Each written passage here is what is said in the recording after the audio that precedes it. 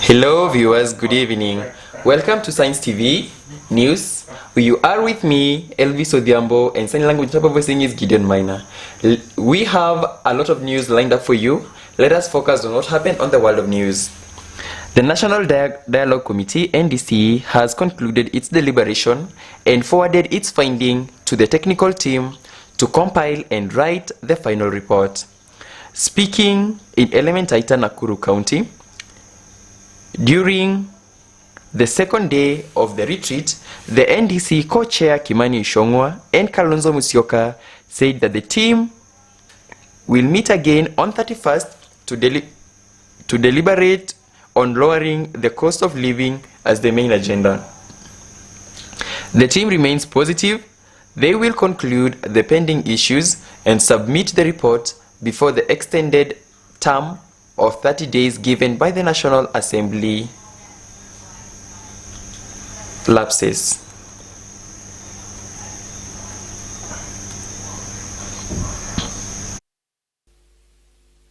We have also discussed and agreed on issues pertaining to the fidelity to political parties and multi-party democracy. And we have now tasked our technical teams to begin drafting the instruments or bills that will actualize the areas of convergence that we have agreed on.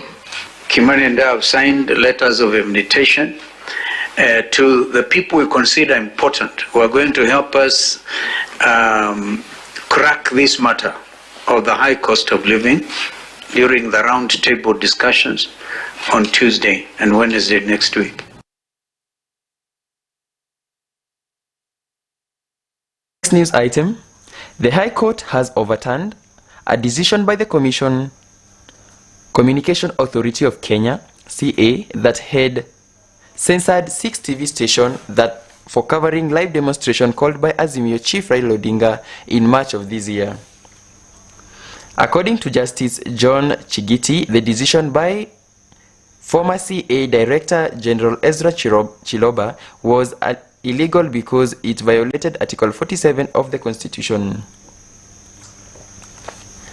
The article says that where an administrative action is likely to adversely affect the rights of any person, the administrator must give the person affected by the decision an opportunity to be heard. In decision issued in March of this year, Chiloba stated that Citizen TV, NTV, K24, KBC, TV47, and Embru Africa violated the programming code while covering opposition demonstrations. Justice Chingiti ordered the Communication Authority to review the programming code for Kenya Broadcasting Service while also suspending his order for a year.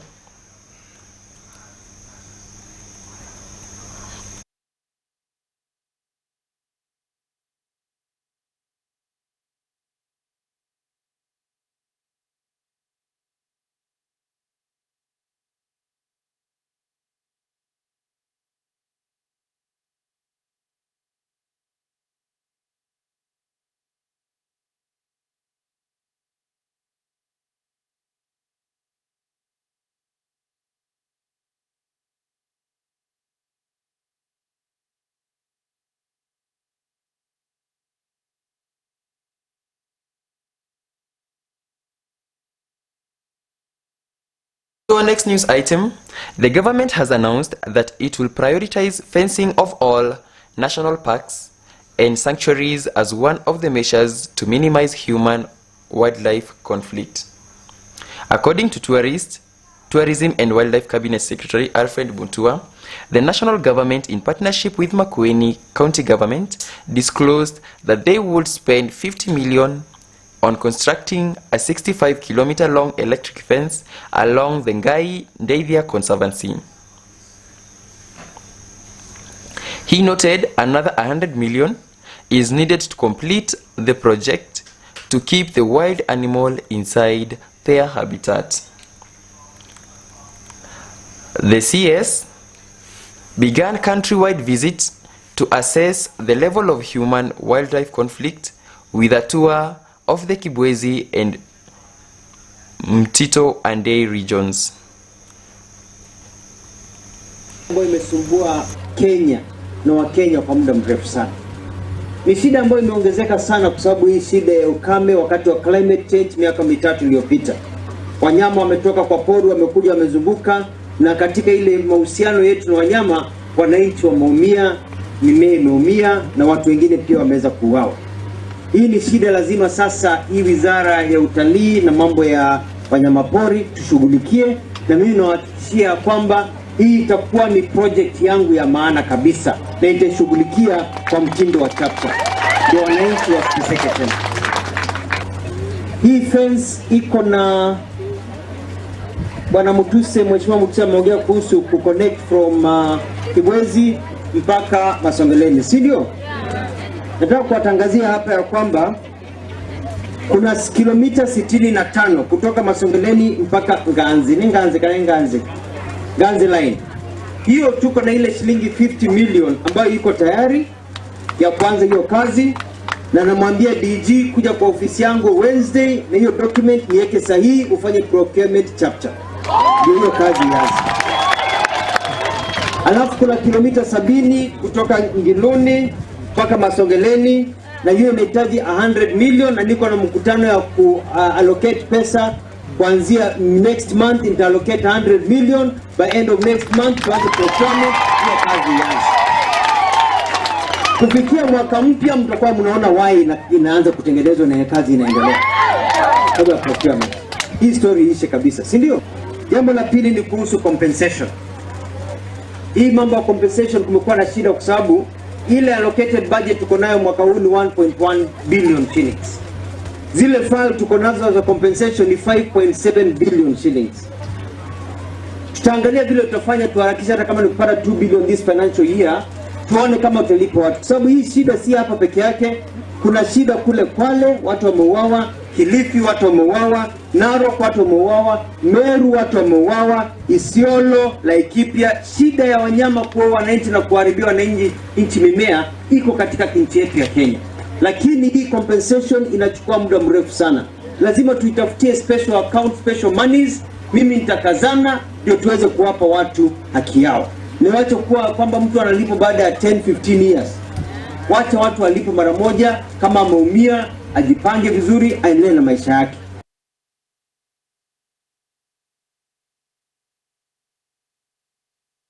So our next news item, a non-government organization, NGO, in collaboration with Kajiado County, has launched a program to provide food to students during the long holiday in the county. The program aims to ensure that no student goes hungry, especially in areas affected by drought. The program, which is funded by the NGO and the county government, will provide food rations to students in primary and secondary school in Kajiado County. The ration will include maize, beans, and cooking oil. The program is expected to benefit over 60,000 students in Kajiado County. Naona mabadiliko mingi sana. Juu hata saa zingine tukienda kibarua unakuta mtoto amefika mpaka na chakula mpaka nyumbani. Since wakuja by the way, watoto wameanza kuimprove hata kiakili. Napata mtoto ana focus, anasoma vizuri, hata marks zao zimeanza kuongezeka. Hii holiday ni refu kidogo, iko na miezi 2, and therefore kuhakikisha ya kwamba ile benefit tumekuwa nayo kufuatia chakula ambacho tunawapatia wakati wa shule imeendelea. Tumeonelea vizuri tupatie watoto chakula chenye watakuwa natumia wakati wa holiday. Tunafanya haya yote kuhakikisha watoto wetu wamekuwa supported ili kuendelea na masomo yao vyema, na at least matokeo iwe ni ya kuridhisha. We have had cases of even as young as 2-year-olds going to school just because of the food. And that really touched the hearts of our donors, especially our President Kelly, and she feels motivated to continue supporting these young ones. The inception of this feeding program in our school, the enrollment of the school has really gone up, we've seen change, a lot of change even in performance, class attendance. If I tell you that attendance in this school is 100%, you can't believe, because even some of them opt to come to school even when they are sick. Wanapeana chakula kwa shule 171. Zaidi ya watoto 166,000 wamenufaika na chakula hii.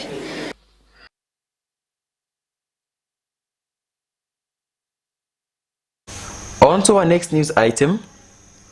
Women in pastoral areas have been urged to start important projects that have potential to help transform and uplift the economy of pastoral areas if they are financially enabled. This comes as leaders from those areas are calling on the national government to increase the allocation of women representatives in pastoral areas to reach more groups of mothers. According to the leaders, the increase of women representation is a step in the right direction as they can advocate for the needs of women and girls in pastoral areas to ensure they have access to resources they need to succeed. Asal area inahitaji vitu vingi. Hata wakati watoto waliimba hapa walikuwa wanauliza mama, tunahitaji maji. Saizi bado wanauliza mpaka sasa. Msiende sasa na mtaka kufungia wengine nje. Sasa serikali si yenu peke yenu wenye mmeenda hapo, ni ya sisi na hii wananchi wote. Kwa hivyo watu wahudumiwe kwa usawa pamoja. Kuwa na women reps mara 2 si namna hiyo. Miaka 5 hawa. Sasa mwaka 5 hii na imeanza na hii, si mbele iko sawa? Simbele iko sawa? Tukiwa kule bungeni kama wamama ama mama counties 47, tumesema lazima tufanyie watu wetu kazi. Group moja tunapea beehives ama msinga ngapi? 10. Sasa wazee mkipata hiyo asali, mnaweka pamoja kama group na mnaenda kuuza. Hiyo pesa mnaweka wapi? Kwa account. Hiyo account pesa ikikuwa mingi ikizaa, mnanunua shamba, plot ama hata ndege. Kwa nini? Sisi kama wamama, hata kama mfuko ni kidogo, ni mfuko ya mama. Hiyo mzee atakula kitu, watoto watakunywa maziwa, hata jirani atapata chai.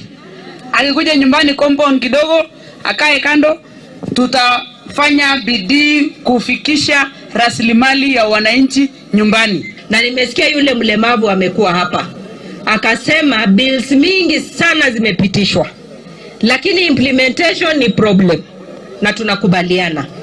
Sisi tunajaribu kufuata kuhakikisha yako imekuwa implemented. There are some bills zenye zilipitishwa hazijakuwa implemented, na tuko afisi moja na huyu.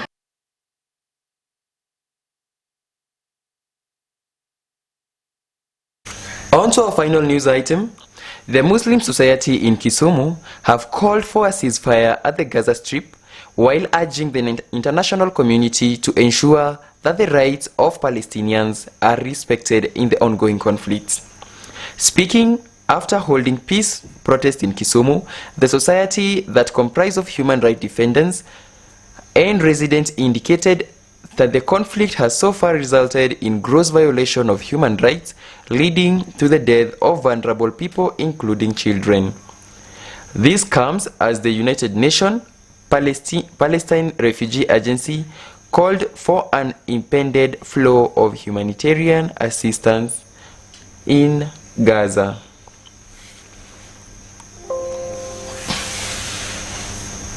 Kama dunia mzima kuna haki za binadamu ambaye ni sheria ambayo imesimamia haki ya kila mtu duniani, na lazima hawa watoto na wamama wakue wanapewa haki zao, na wale wazee pia wako huko Palestine wahakikishiwe kwamba wanapata haki zao. Kwa muda mrefu sana Wafalestini wamegandamizwa, wamefinywa chini mpaka wamerudishwa mahali pamoja ili tu kugandamizwa, lakini imefika wakati wa kwamba tuseme sisi Waislamu kote duniani tunaipigania haki ya Palestina.